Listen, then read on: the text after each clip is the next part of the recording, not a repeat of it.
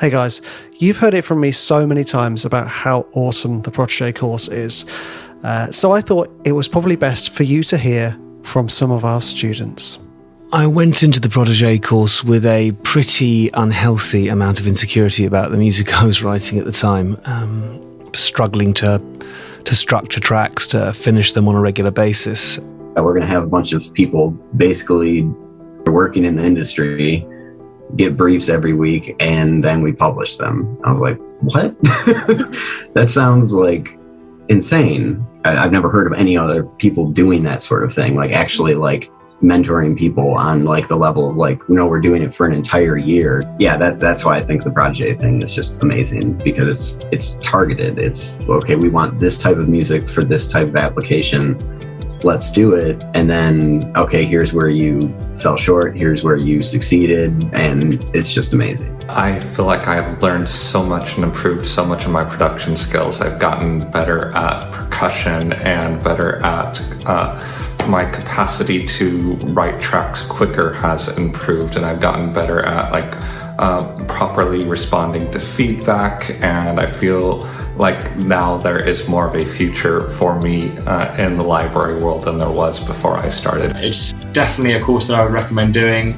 There are so many courses out there, but this one really hammers home on how to write to brief, how to write quickly, and how to write expertly as well. Honestly, the videos are very user-friendly, they're very engaging, and you get to have breakdowns of some of Richard's most successful tracks or Elephant Music's most successful tracks, which has been really useful as well. So I thoroughly recommend to dive right in. Protégé was one of the best investments that I ever made in my career. It did level up my game, and not just in skill, but also in my confidence. It just made me a more professional composer and a better composer. But the course did exactly what it intended to do, in that it kind of demystified the whole composition process, taught me a bunch of good habits. And I suppose most importantly, and what I'm the most grateful for, is the fact that it actually helped me to really enjoy writing music again. There you have it, guys. We are opening our doors for applications for the 21-22 masterclass year with protege.school. Go to protege.tiny.us/apply. That's protege.tiny.us/apply to start your application.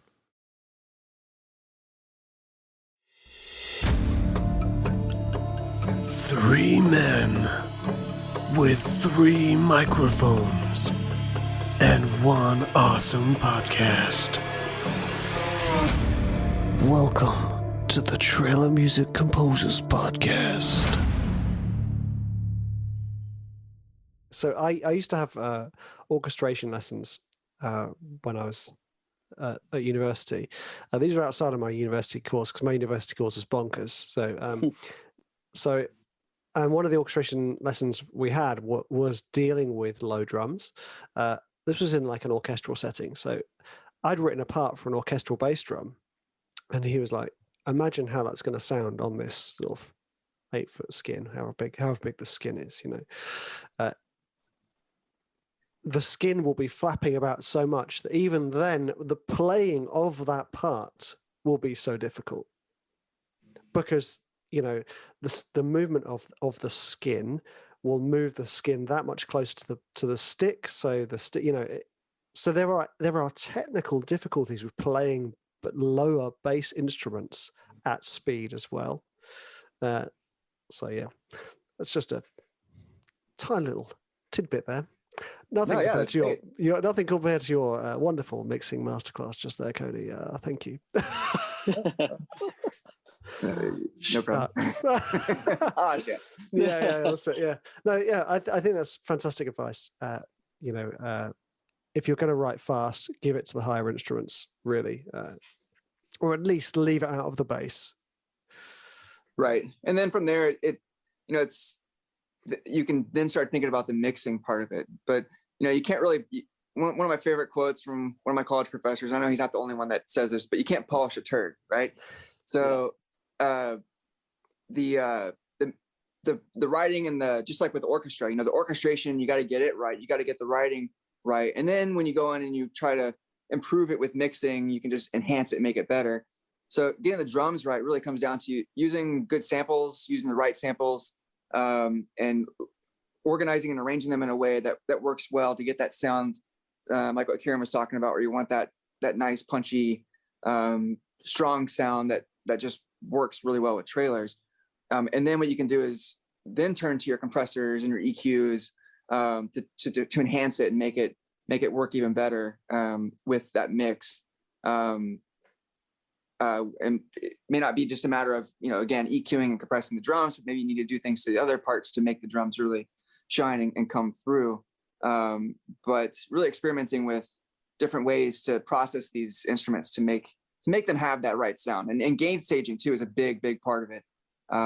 If you're fighting the red the entire time, you're not doing yourselves any favors. I like to keep things as low as I can. Make sure as you add processing to the instruments, dip the input volume down to compensate for, or play around with the input and output volumes. So you're not like adding extra gain that really shouldn't be there. You're processing the sound, not just adding volume, because then you're just going to be hitting yourself into a ceiling before you know it. So just try to be smart about it. Learn about gain staging, learn about processing, learn about EQing, compression, and stuff like that. If you want to dabble in side chaining and stuff, you can, but not really so great for this kind of work when you have to stem everything. But so I guess that's kind of everything I wanted to add to that. I don't know if Ciaran's got anything he wants to share. Chuck him a bone, Cody. Come on, go. I'm just I'm trying to just take everything in. I'm just like, yes, this is like legendary stuff. To add to that, I suppose the mistake I still make, and it is to do with the drums, is thinking that when my track doesn't feel punchy enough, by adding another drum into it, it'll become more punchy. It just seems you're fighting, especially earlier on when I started out, you're fighting a losing battle with, constantly trying to get that. It's just that, get rid of that mud, get rid of that, to get that punch. To be honest, the less you have, the more punchy your track will be. Some of my tracks where, is in you've had, maybe I might have 3 or 4 drums. That is it for the whole thing. They sound huge. There's huge punch to them. There's good high end, there's good low end. And it's all about, again, like Cody was saying, managing all your instruments and not trying to kind of just force everything into it with a big wall of sound. But it's easier said than done. I'm not too sure if you guys have been in that where you're like, no, it doesn't sound big enough or it doesn't sound good enough. Maybe if I add something else in, and instead of just stripping it all back and re-looking at your frequencies and okay, like, do I have way too much low end in there that's just clogging up the mix? Whereas if you start taking that out and really focus on, okay, how punchy is my kick drum? And do I have that really, tippy tappy high end just to add something to that kick? Am I getting the best out of it then? That's something also to look at. So, that'll be my 2 cents into Cody's masterclass. Oh no, absolutely. You bring up an interesting point. Like, whenever you think you need more punch or more whatever, you just go and start adding more to it. I've talked to, I think both of you guys probably know Greg Townley. Oh yeah. I had a great chat with Greg once. Yeah. I've worked with him a fair amount with like my audio machine stuff, and great guy and amazing mixer. Definitely, I think one of the best in the business, and he knows his stuff. He's an amazing mixer.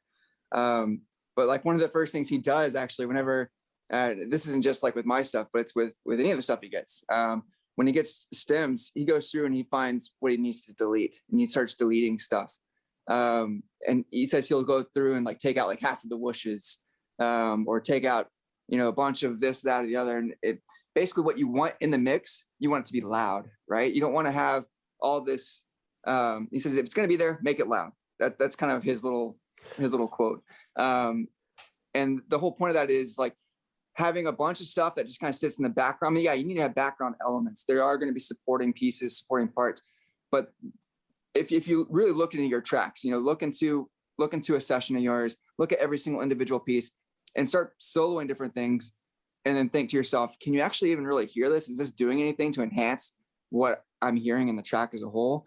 And I've done that myself, and I go back and I look, and it's like, wow, I can't even tell that's there. I mute it and I don't hear any different, So just get rid of it at that point. Get rid of it, mute it, delete it, minimize the amount of stuff that you are trying to push through the speaker, and you're going to have a better result in the end because you have less competing frequencies. Even if you can't hear it, I can guarantee it's probably doing something to maybe distract from the mix in some way, muddy it up in some way, clutter up those frequencies. Especially when it comes to the lows, you really only need to have like one or two like low drums, and the rest of it, focus on more of maybe the low mids, the highs, and so on. So yeah, just something you said there kind of sparked that in my mind. Yeah. Have you done Greg's courses? I have not done Greg's courses. No. His courses are fantastic. So there's, I've only done 2 of them. I don't know if he's done any more. But, one of them is he kind of mixes a sound design track. And he's talking about dealing with the stereo frequency, dealing with the pitch, tops and bottoms, dealing with the front and back, so compression and reverb. And he just explains everything so comprehensively and beautifully, where you go, oh, that's why you do that. Like for instance, compressing things that are centered, because that's how, if it's up close, your ears will compress it.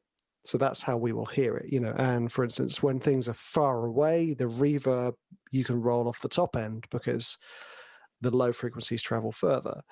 All that type of. So that was the sound design one, and then he did an orchestral one where he mixes and masters. What was Jeff and Yoav's side project? The orchestral one. Immediate music. I can't think of the name. Big orchestral thing basically, and it was just wonderful watching someone else work on that level. Same thing, Cody. He kind of runs through everything, except obviously in the course he's not going to be like, delete that, Jeff, take this. He's just like, look, this is, so I'm going to take this and I'm going to send it there, and it's functioning like this. And he was very, very clinical about the stuff you're talking about, which is like gain staging, being careful that when you add gain, you bring it down, So although I've done those courses, my approach is like completely different. I am basically the messy painter in the room, throwing paint everywhere. Whereas, you guys are sat there with your fine detail brushes on the tiny miniature models, this is beautiful detail. And I'm like, I've got some emulsion. Just throw it in the room. Yeah, well, the thing is also, I read an interview with Junkie XL when he talks about like everything when he's working within Logic, or it's Cubase, isn't it? He's working, all his channels are peaking. They're all red. They're all in the red. And I was like, well, if it's good enough for him, I'm okay with this. Obviously I was already doing it anyway, but yeah. So there are different approaches, but like I said, both you guys, you can actually mix and master your stuff to the appropriate standard because of your keen eye for detail. All that stuff, Cody, you were saying, that's why your mixes and masters sound so fantastic. Like often Greg and Toby don't even need to touch your stuff. Whereas Cody could actually master his stuff in the end for Audio Machine. So I think they weren't. A lot even of my going to automation Greg, stuff has been just me from start to finish. Not all of it, but some of it has. So that's kind of testament to why you're such a legend, really. Kind of top of the, or he's like, hands now, yeah, that's it. He's like, stop. Let's go, continue. No, because you're working with sort of the biggest company in that area, this kind of orchestral hybrid stuff where the quality of the sound production is crucial. It's not just the writing that's up there, it's the production, the mixing, mastering, because they are different skills. Absolutely. We have to balance the two. Mm-hmm. And there is an area of overlap, especially when you start approaching things like 4-part harmony with regard to orchestrating and, harmonizing within your soprano, alto, tenor, bass, that type of thing. I did hear from a publisher before. They kind of said, like, look, it is a 2-part job. I mean, you have to, be able to compose and stay with the trends, and learn the new things that come on and discard the old stuff. But production, is the icing that is going to get you the placements. If you don't have any production skills, you will not be landing any placements, regardless of how good your composition is. So, years ago, I kind of had the decision when I was starting out, like, I have no musical theory background. I didn't study music when I was a kid or anything. So I was like, well, look, I started learning, basic music theory. And I said, well, okay, will I continue with that, or will I just keep messing around in the DAW and learn, mixing, or will I learn production skills? And I said, well, look, I'll do that one. So it seems to have, been a good decision. But obviously, yeah, it's an important part. Like, I mean, I thought when I started in the industry that as in everything would be mixed. So as in Cody said, like polishing the turd, I thought my turd would be turned into gold by the publishers. And I was told, no, that's not what happens. Here's my golden turd, by the way. Oh, lovely. Hey. It's a metaphor for my career, I think. Golden turd. I love it. I was just sorry for the audience listening. I was just holding up. I've got a little money pot by my screen that was a gift from one of my friends. It's a golden emoji, a poo emoji, a golden poo emoji, basically, because she knows how much I like poo emojis. So. Yeah, you are certainly the most mature person I've ever met. Yeah. Go on. But yeah, no, as in, like, it is. It's so important, and I wish there was more out there. To be honest. With regard to trailer music, for mixing and mastering, there's only a couple of things that I've found, and if you look up mixer mastering on YouTube, it's generally for pop music or rock music. So there are a couple of people who have, like Joel Dolly. Yeah. And his stuff is brilliant. And that is pretty much all I found. I think, Richard, I remember you mentioning Greg's masterclass before, but everything you learn is kind of picked up as you go, really. Well, also, just to put this in here, guys, there are 2 mixing and mastering masterclasses within the Trailer Music School. Cough, cough. Not from me, from Toby Mason. Oh, Toby actually has. Yeah, Toby did. Toby did. So the first Trailer Music course, Toby did the mixing and mastering bit for me. Oh, very cool. That's awesome. Yeah, I have to check that one out. Yeah, thank goodness. I think Austin has one as well. Actually, doesn't he? There's a few. There's a few. Yeah, there's a few guys coming actually out now. Sorry, I take that complete back. There's nothing there. There are a few good guys coming out now with courses. I didn't know Toby had one. I certainly, maybe I'll be investing in the trailer music course. Cough, cough. Thank you. Yes, the thing that I found really interesting. So, kind of going over a couple of things. Having interviewed lots of composers, it's come to my attention that we all have the same samples. Mm-hmm. I have the same samples as you. I have the same samples as you, but I do not sound like you. Right? We do not sound the same when we write, which is kind of testament to having the samples is just one element to it, And then, as you've said, Cody, when you load in those samples into a separate track, the mix and master will be different because of the balance of everything in that track. So there's so many more variables on the way, like throughout the whole process, that you can't, I like I said, I could show everybody exactly how I've written a track, but that does not mean that they will produce the same thing. Exactly. If I sat down with you, Cody and Ciaran, and just said, look, guys, here is exactly what I did, copy it. I guarantee, firstly, it would be better, but secondly, it would be completely different, the way you would approach everything. And that's the wonderful thing about all this, isn't it? It's just like, it's so nice that we can all sit there with the exact same patch in Omnisphere. Ciaran will do his sort of trademark, but bends, and Cody will make it just sparkle and sound awesome. I'll just make it sound like a monster dying slowly in the corner, in the mud. I'll just put that one in there.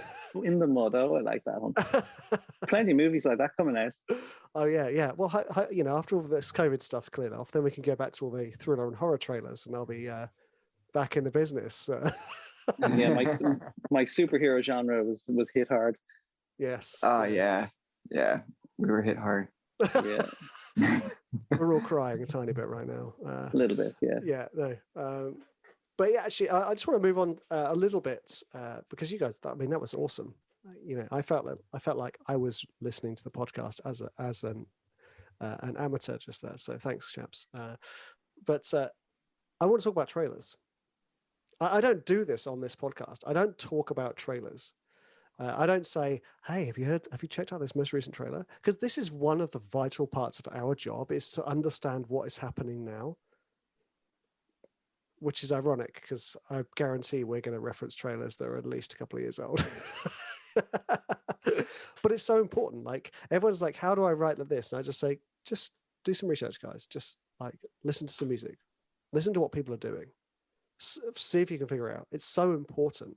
And especially when it comes to structure and build, writing trailer music is another thing to writing trailer music for a trailer. You can write a piece of trailer music that doesn't stick to the 3-act structure, that will then be chopped up, plopped into a trailer in a different way. So watching trailers is another thing that's really important. So I thought it'd be interesting if we talked about trailers. Sure. Yeah, no. It feels like I forced our conversation a little bit. I'm sorry. No, you're good, man. We were having like a free-form chat, and I'm like, okay, stop talking now. This is the pilot. This is what's supposed to happen. There's supposed to be a structure. Me and Cody would keep talking about like drums and mixing, and do you know such and such, or have you seen this, or for hours? So yeah, enough of that mixing, guys. You're making me feel like I have no knowledge whatsoever. No. So I was about trailers. Now, there are, for me, like often when I'm watching a trailer, I usually just watch it for the reference. I would just, somebody, obviously when I get a brief, they'll be like, "Oh, there's some references, I'll watch them." And I'll take from those trailers what I can. But there are some trailers that just stick with you. That just stand out, and you just think, wow, they really smashed that. This one, honestly, because of COVID, I have lost all understanding of time. I think this was a couple of years ago. It's probably about 3 or 4 years old, and it's one of the Star Wars trailers. Oh. And I'm going to try and describe it first. I can't. What was the name of the last film? I'm going to slap myself internally for not remembering this. Rise of Skywalker. Rise of Skywalker. Thank you. It was the trailer. I can't remember whether it was the teaser for that one or the first theatrical. It's basically almost the entirety of the trailer is a clip from the film where Rey is stood there on the kind of like what looks like the Salt Flats with Kylo Ren approaching in his TIE fighter, and it's just another one slow build, and the way the music just builds. I mean, it's just beautiful. It's just that was one of those ones where I go, wow, they broke the mold a little bit with this one. And that's not just down to the composer, that's down to the whole team who did the trailer. Let me see if I can share my screen, guys, because this is about to get exciting. Share my screen, Google Chrome, share sound, share. Yes. Sure. I feel like I'm back at the cinema. Yeah. That was but that's for me, that's when the trailer does it, when it's like, wow, this has really brought me to the cinema. And I just think that was such a fantastic trailer.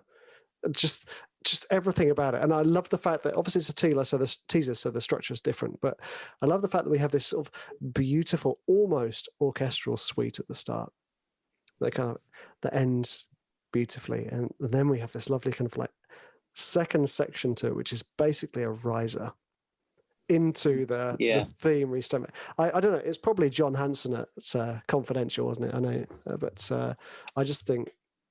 I think it was Jean-Gabriel Reynaud. I think did that one. I think you're right, Ciaran.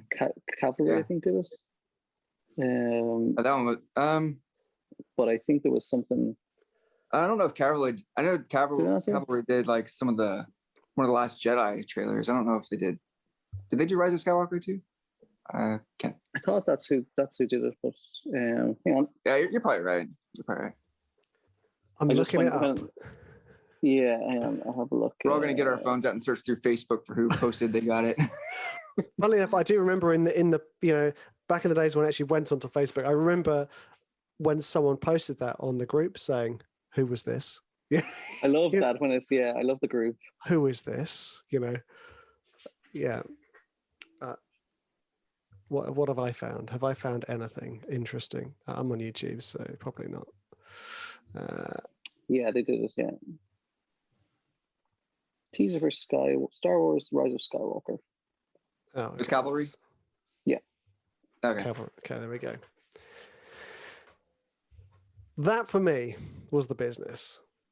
Like, although I very rarely touch that genre, and if I do, it's definitely not in that grand a way. I just thought that was just such a fantastic, not just a structured trailer, but just also the fact that it basically felt like the first minute was an intro. Awesome. I think all the three of the new trilogy, I think every trailer were up in my top favorite trailers. And I'm obviously a massive Star Wars fan. But I think the way they were cut, the way the music was done, it was just taking the John Williams themes and just stretching them a little bit more into the modern world, and maybe making them slightly darker in places. Or I just thought they were fantastic. Yeah. Also, the first theatrical for A Force Awakens. I was just about to say the same thing. Yeah. Which was confidential, as far as I'm aware. I think that was your scene. It was best. It was it was Freddie. Yeah. I'm gonna get one of them right. I'm sure John did one of them. John probably did. Yeah. I mean, he has to. He works on. John did the first trailer for this season 2 of Mandalorian, which was amazing. That was the one that started with the throat singing drone. I see Richard nodding his head. Richard probably came up with the throat singing idea. Well, I remember that ages ago. He said to me, "Do you know what'd be great? Throat singers." And Vic was like, "That'd be great! Oh my god, let's get this done." That was actually Vic who suggested throat singing. He was like, Vic? Yeah, I apologize, Vic. Yeah, Vic was one he's been suggesting throat singing for about 5 years. And I was like, all right, go on then. We do the album, and then John does that trailer, and we're like, no. Yeah, because it worked really well. Oh, mate, so well. But yeah, as far as I remember, Pusher did with Ursine Volpine did the first trailer for Force Awakens, the first trailer for Ursine Volpine. Okay, right, yeah. Yeah, Freddie. I can't think of Freddie's next second because I chat to Freddie every now and then. He's a lovely, lovely guy. Frederick Lloyd, right? Frederick Lloyd. Yeah. Thank you. Yes. Yeah. But yes, he did trailer 1 for Force Awakens. So I don't know if it was a teaser or it was trailer 1, and then trailer 1 for The Last Jedi, and then I think he did trailer 2, I think, for The Rise of Skywalker. So he had a trilogy of trailers, which that is crazy to be able to land 3 customs in 3 different movies. Unbelievable. For probably the biggest trilogy in the past 10 years, Yeah, absolutely. Yeah, absolutely. One of them at least.